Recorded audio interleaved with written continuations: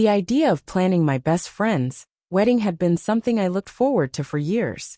From the very first time we talked about it, when we were teenagers dreaming of our futures, I knew that I would be by her side for every major step of her life. And when she got engaged to Tom, I was overjoyed. I was going to be her maid of honor, the one she trusted the most, and I took that role very seriously. We spent countless hours together, poring over details, making decisions on everything from the colors to the flowers, the guest list, the venue, and even the wedding favors. She had always been a little bit of a perfectionist, and that trait rubbed off on me. We became obsessed with making every detail flawless. I was practically living at her place, helping with arrangements, brainstorming ideas, and talking through her dreams for the big day. Tom, her fiancé, was supportive of the process. Maybe not as involved as we would have liked, but I always assumed that's how it was supposed to be. Men weren't usually the ones to be involved in the planning, right? He was kind, charming, and seemed like the perfect match for her. At least that's how I saw it. The wedding was set to be the event of the year. Or at least, that's what I believed. It wasn't just a wedding. It was going to be a celebration of everything we had shared together, a culmination of all our hard work, and the moment my best friend would step into a new chapter of her life. I remember the days leading up to the wedding with a feeling of excitement and nervous energy. We had everything in place, the dress, the venue, the vows. It was going to be perfect.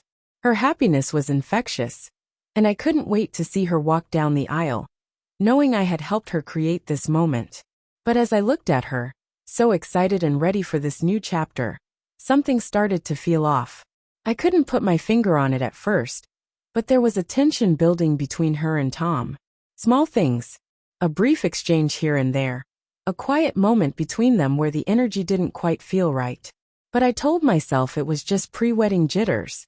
After all, this was a huge life change for both of them. The night before the wedding, I stayed at her place to help her get ready. We stayed up late, talking about everything. Her hopes for the future, her excitement about the wedding, and even her small worries about what was to come. She reassured me that everything would be perfect. But there was a strange, unspoken sense of discomfort in the air, like a dark cloud hanging over the entire celebration. Still, I pushed it out of my mind. Tomorrow would be the most beautiful day of her life. We were going to celebrate our friendship, her love for Tom, and the joy of new beginnings. The morning of the wedding arrived with a sense of quiet urgency. The air was crisp and the sun bathed the sky in a soft glow, but my heart was already beating faster. A mix of excitement and something I couldn't quite place. I arrived at the venue early, ready to help with last-minute touches, and I found my best friend, Emily, already there, surrounded by her bridesmaids. She was glowing, her hair perfectly styled, and her smile was radiant. Despite my growing unease, I pushed it aside. She was happy, and that was all that mattered. I helped her slip into her wedding dress, a beautiful lace number that made her look like a princess. We shared a moment, just the two of us, before the chaos of the ceremony began. The ceremony itself went perfectly. The flowers were beautiful, the guests were all in place, and everything went according to plan. Tom, standing at the altar, looked every bit the charming fiancé he had always been. I couldn't help but notice the way he looked at Emily, the way his eyes softened when she walked down the aisle. It should have been the happiest moment of my life, watching her marry the man she loved. But then, as the vows were exchanged, something strange happened. There was a moment of hesitation, a slight falter in Emily's voice when she said her "I do." I thought I imagined it at first, but then I saw the way Tom's expression shifted. A subtle tightening of his jaw, an unease in his eyes. It was like a switch had flipped, but I couldn't understand why. The ceremony continued without further incident, and Emily and Tom were pronounced husband and wife. The crowd cheered, and I was overwhelmed with happiness for her. But in the back of my mind, something didn't sit right. It was only during the reception, when the speeches started, that the truth came crashing down on me. I was standing near the bar, chatting with some of the other guests, when I noticed Tom step away from Emily, slipping into a quiet corner with a woman I didn't recognize. My curiosity piqued. I watched from a distance. They seemed too close, too familiar. The woman was laughing, her hand on his arm, And his eyes. I had never seen that look before. It was a mixture of guilt and something darker, something hidden. I tried to brush it off. Maybe she was just a friend. Maybe they were just talking. But as the evening went on, I couldn't shake the feeling that something was terribly wrong. I decided to go find Emily, to make sure she was okay. And as I approached the bridal suite, I heard voices from within. Emily's voice. But it wasn't the voice of the excited, newlywed woman I knew. She sounded heartbroken. I knocked hesitantly. And when the door opened, I saw her standing there, tears welling in her eyes. The woman from earlier, the one with Tom, was sitting across from her, and her presence in that room made my stomach drop. Emily looked at me, and in her eyes I saw it, the truth. She didn't say anything at first, just stood there, the weight of the moment pressing down on her. But then she spoke, her voice barely above a whisper. Tom, he's been seeing her. Behind my back. The words hit me like a punch to the gut. I couldn't breathe for a moment. The shock, the disbelief, the anger, all mixed together in one overwhelming wave. I felt like I was losing my grip on reality. I looked at the woman, standing there with her arms crossed, an expression of guilt on her face. And that was when I realized, this wasn't just a mistake. This wasn't a one-time thing. This was a betrayal of the worst kind. My best friend's wedding, the day she had dreamed of for years, was now shattered. And the man she had married, the man I had trusted, had done the unthinkable. I didn't know what to say. I wanted to scream, to lash out. But I could only stand there frozen, watching as Emily tried to process the weight of the situation. I don't know what to do, she said, her voice breaking. I feel so stupid. I reached for her, pulling her into a hug. She needed me, and I had to be strong for her. But inside I felt torn apart. The friendship I had cherished, the trust one had in Tom. Everything felt like it was slipping away. But the truth had already been revealed. And there was no going back. The night felt like it was dragging on forever. But I stayed by Emily's side. She was numb, in shock, unable to fully process what had just been revealed. I tried to comfort her, but I couldn't ignore the storm of emotions swirling inside me. Anger, disbelief, and an overwhelming sense of betrayal consumed me. Tom wasn't just her husband, he was my friend too. How could he do this? And why? As we sat there in the bridal suite, the celebration outside felt like a distant memory. The sound of laughter and music seemed almost mocking now, as if the world had gone on without acknowledging the devastating truth that had just been uncovered. I don't know what to do, Emily repeated, her voice trembling as she wiped away her tears. I love him, but I can't trust him anymore. I nodded, my heart breaking for her. It was a cruel situation, and no matter how hard I tried to wrap my mind around it, there was no easy solution. I couldn't just let her walk away from her wedding day. And yet, how could she stay with someone who had so blatantly disrespected her? How could I stand by and watch her make a decision that might tear her apart even more? After a long pause, I finally spoke. You don't have to decide anything tonight, Emily. We'll figure this out. But whatever happens, I'm here for you. She nodded slowly, but the look in her eyes said everything. She didn't know who she was anymore. The woman who had just said, I do, was suddenly a stranger to herself. And how could she not be? The person she had married, the one she had trusted with her future, had just shattered everything. The pain of betrayal was written all over her face, and I could feel it too, as if I were experiencing it myself. The next few hours were a blur. We spent most of the night talking, well, mostly Emily crying while I just listened. She couldn't bear to face Tom right away. She didn't even want to look at him. I understood, but part of me wished she would confront him, demand an explanation. But Emily was never the type to create a scene. She had always been calm, composed, the one who held everything together for everyone else. This was the first time I saw her truly unravel.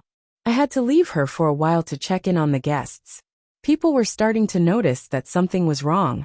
My heart sank as I walked through the reception hall, seeing the joy and excitement on everyone's faces, completely unaware of the wreckage that was unfolding just behind the scenes. The food was untouched, the champagne barely sipped. No one knew what had happened, and I wasn't sure how to explain it without making it worse.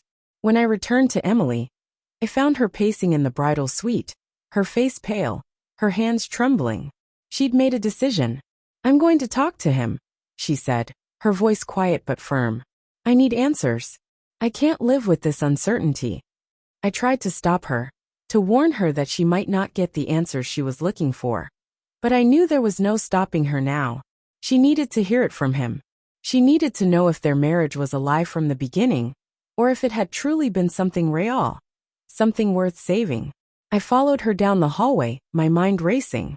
The closer we got to the room where Tom was waiting, the more I felt a sense of dread.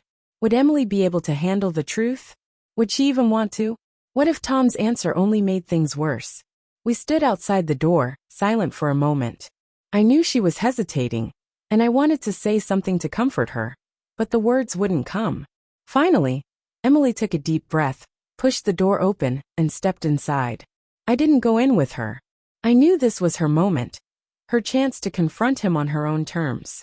I didn't know what would happen next, but I knew one thing for sure. Their relationship would never be the same again. And for all the hurt, all the anger, all the confusion, this moment would define the rest of her life.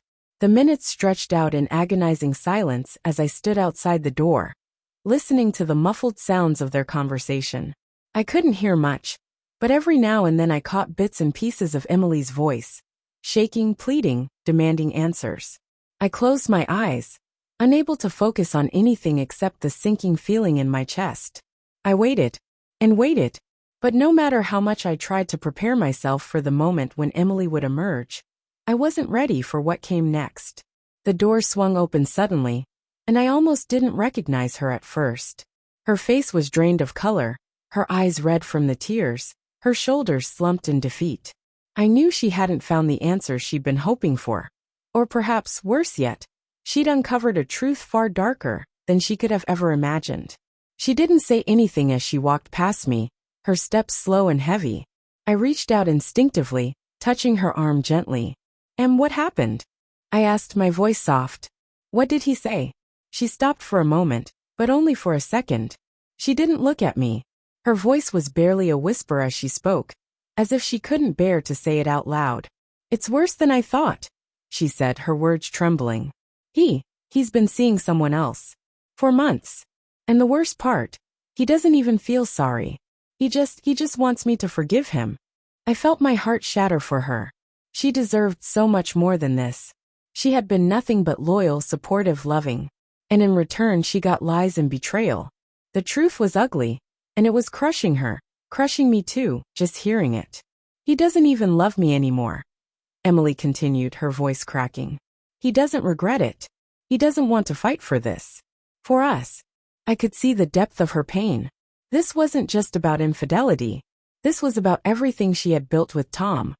All the trust, all the shared dreams, all the promises they had made to each other. It was all gone in an instant. The weight of that loss was unbearable, and I could see it in her eyes. I wanted to say something to comfort her, but there were no words that could undo the damage that had been done. There was no easy fix for a betrayal of this magnitude. The only thing I could do was be there for her, to remind her that she wasn't alone. Even though I knew that in the end, the hardest part of this journey was still ahead. The next few hours passed in a blur of confusion and grief. Emily locked herself in her room, unwilling to face anyone else.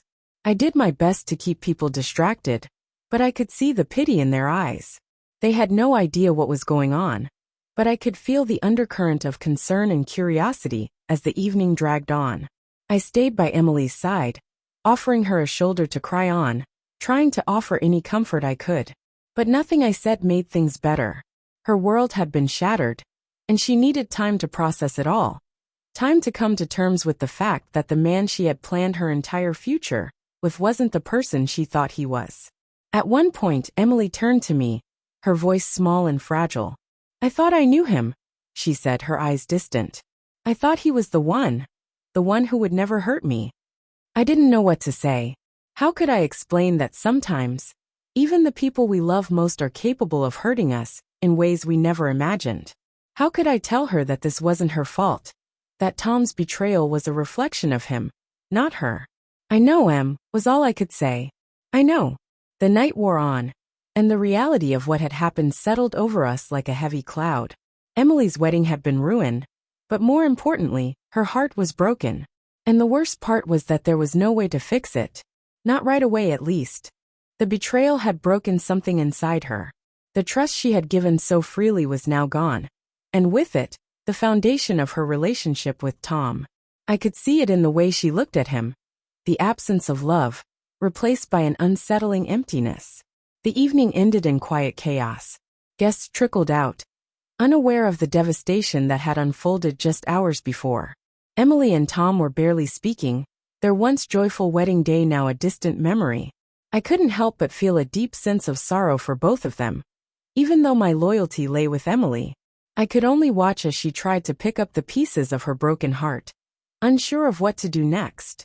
The truth had come out, but the pain of it was far from over.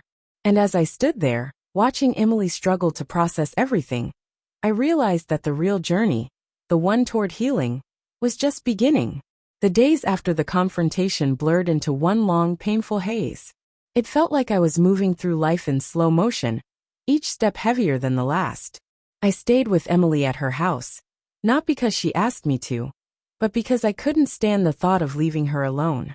She was broken, and I couldn't bear to watch her suffer in silence.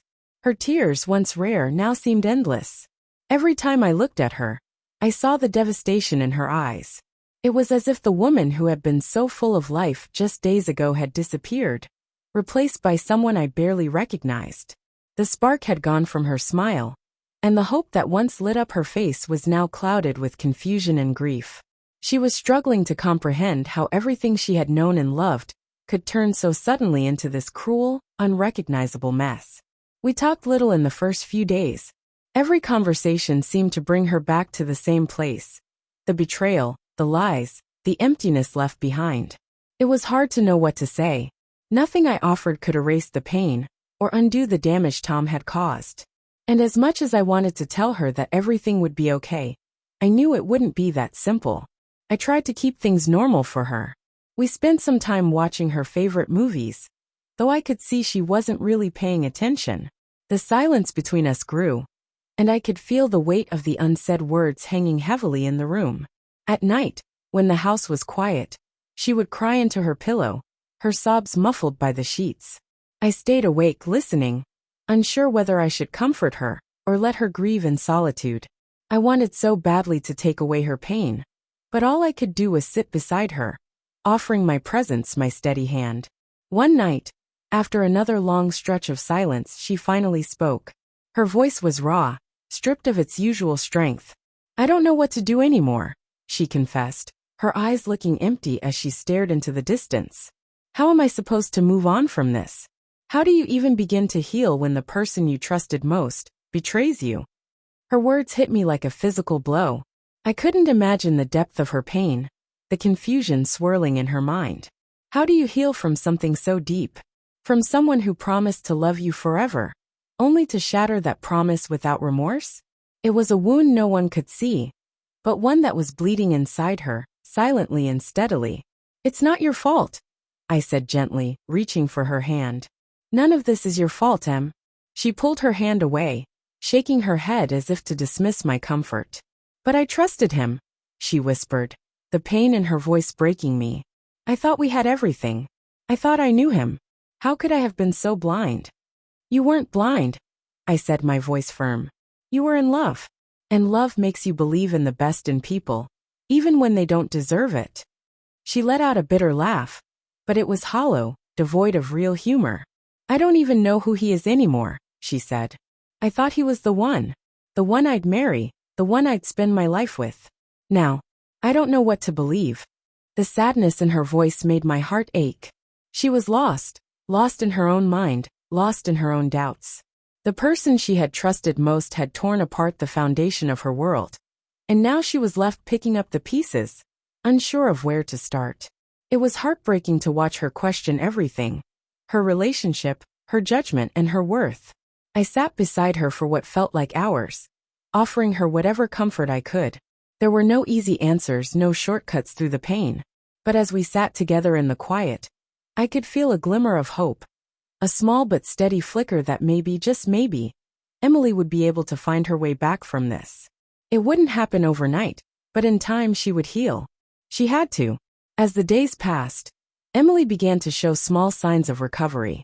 She started to get out of bed more, though the shadows of her pain still clung to her.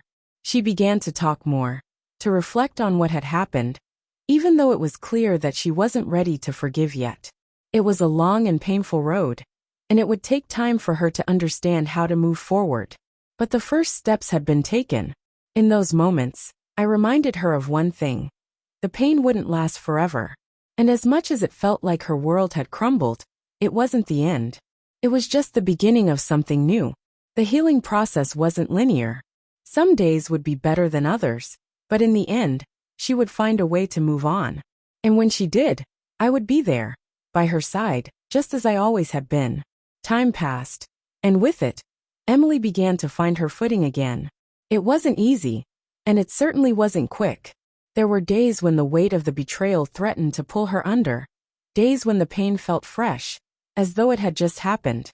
But as time wore on, the sharp edges of her heartache began to soften. Slowly, the intensity of the sorrow faded, replaced by a quiet resilience that seemed to grow stronger each day. I watched her transform in ways I never expected. She started focusing more on herself, taking small steps toward rediscovering the woman she had been before the betrayal.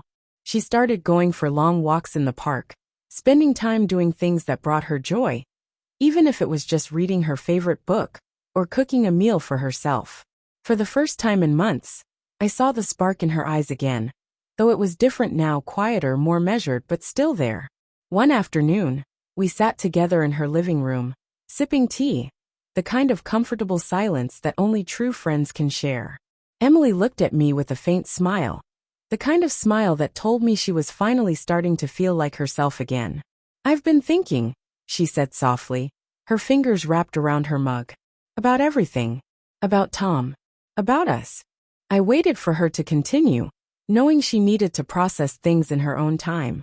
"I've spent so much energy being angry at him," she continued. "And I was angry at myself too. I kept asking myself how I could have missed the signs, how I could have been so blind. But now I'm realizing that I have to let go of that anger.